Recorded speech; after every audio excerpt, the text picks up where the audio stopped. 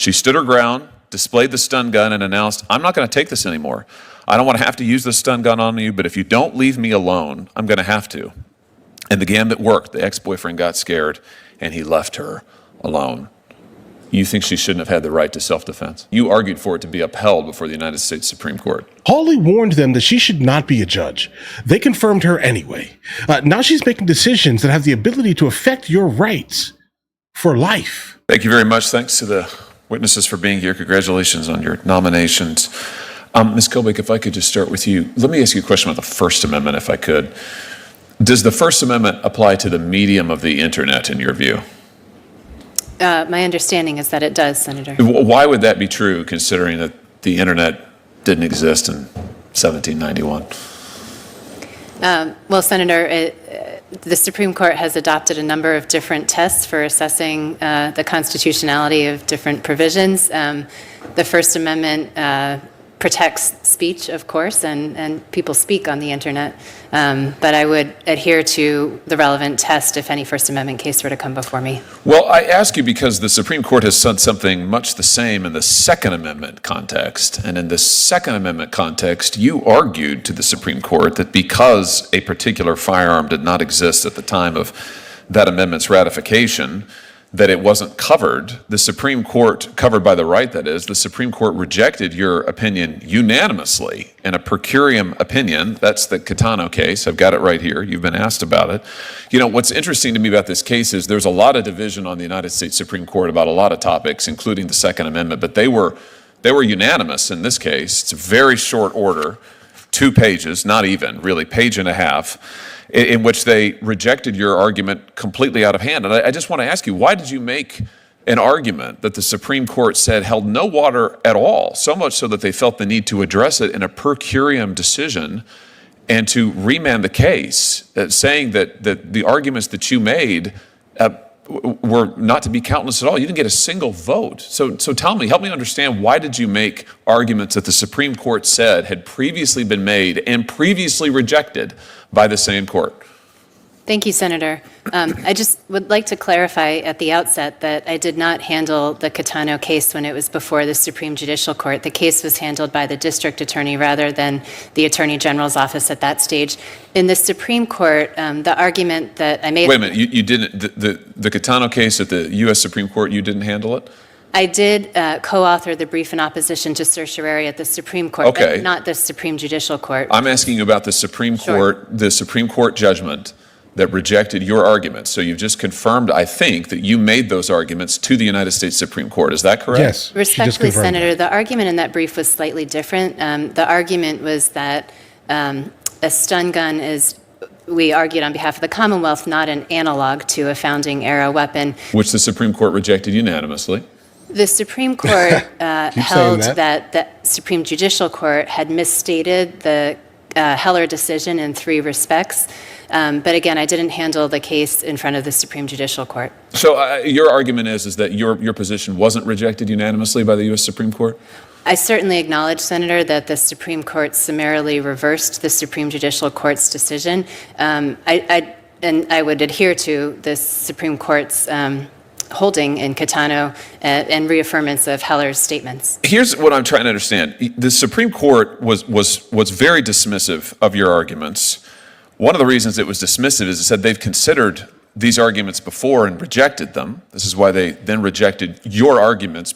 Yeah, guys, this is definitely, in fact, a slippery slope here. I mean, to say that you are going to be basically punished or penalized for the idea of protecting your own specific life, specifically in that case was like a DV case, guys.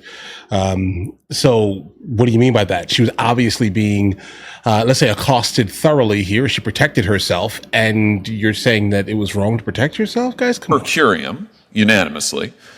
So I'm trying to understand why someone who has ethical obligations to the court, why you would make arguments that the court has previously rejected, knowing that they'd previously rejected them. And then here's the other thing that interests me. In this case, the person who had been arrested under this law that the Supreme Court then reversed on was the victim of domestic abuse. And I just want to read a few of the facts here. This is from Justice Thomas and Justice Alito's concurrence in that per curiam judgment. Here's what they say. After a bad altercation, that's from the trial record, with an abusive boyfriend that put her in the hospital, Jamie Catano found herself homeless and in fear of her life. So she obtained multiple restraining orders against her abuser, but they proved futile.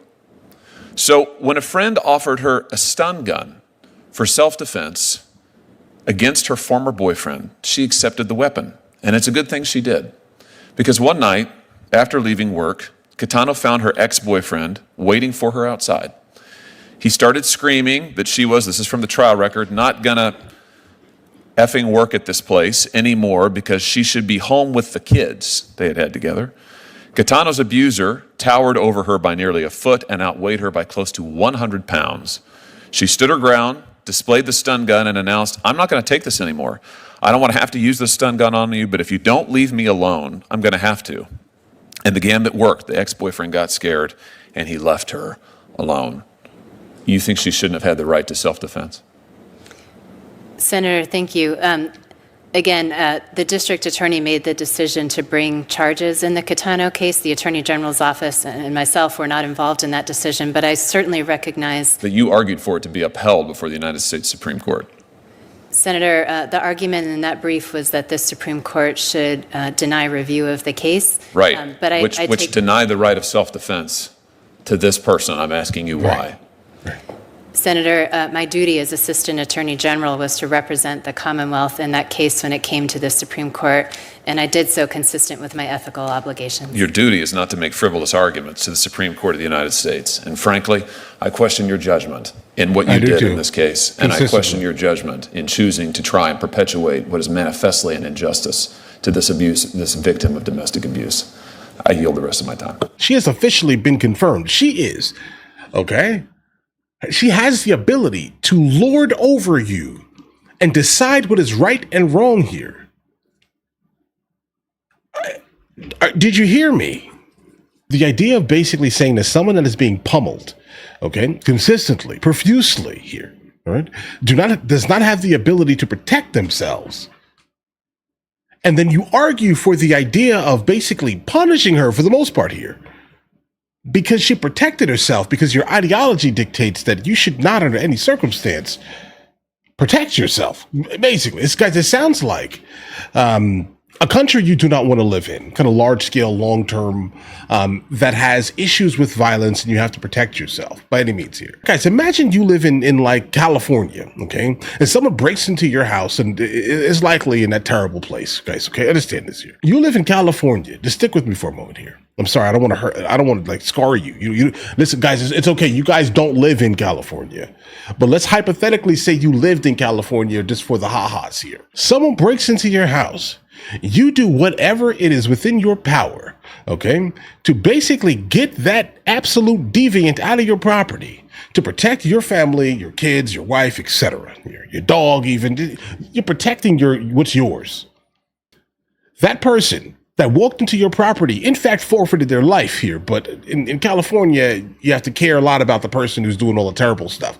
I don't know. California stuff. I don't know. I don't live there. And then you get arrested the next day and civilly sued, held civilly liable, because that absolute deviant had like young ones at home. They should have been at home, but instead they were in your property, you know, having themselves extinguished, basically, right? But understand this here, because they forfeited their existence in your property, threatening your kids. But either way, and then their family, let's say the deviant's family then says, oh no, right? I don't know, Bob, right, has the young ones at home, and now he's not able to basically pay for any of the things that he was paying for before by breaking into people's houses.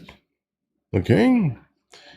They then sue you civilly, and you are held civilly liable, all right? While you're sitting in jail for obviously defending your family, because what's more important? The deviant. The deviant is more important for some reason. That's what it looks like. That's just what it looks like. So hopefully you followed my hypothetical story here, and I'm sorry I'm taking you out of the mental state of having to live in that absolute interesting place. This is who we have as a judge, bro. Hawley tried to warn us, and what did they do here, guys? They confirmed her anyway. Guys, when I say this is clown world sometimes, bro, what is this? it is what it is here. And I'm definitely not sure that people that have maintained themselves in that existence, okay, that ideology, that mental state, right, for such a long time should not have the ability to be a judge. And specifically, guys, understand this here. Here's a key word here. Lifetime judge. Lifetime appointment, my guys. All right, listen, you guys have an absolutely amazing day. Enjoy your day thoroughly. If you guys are new here, please like and subscribe. But in the meantime, guys, I'll go ahead and catch you guys later. Jeez.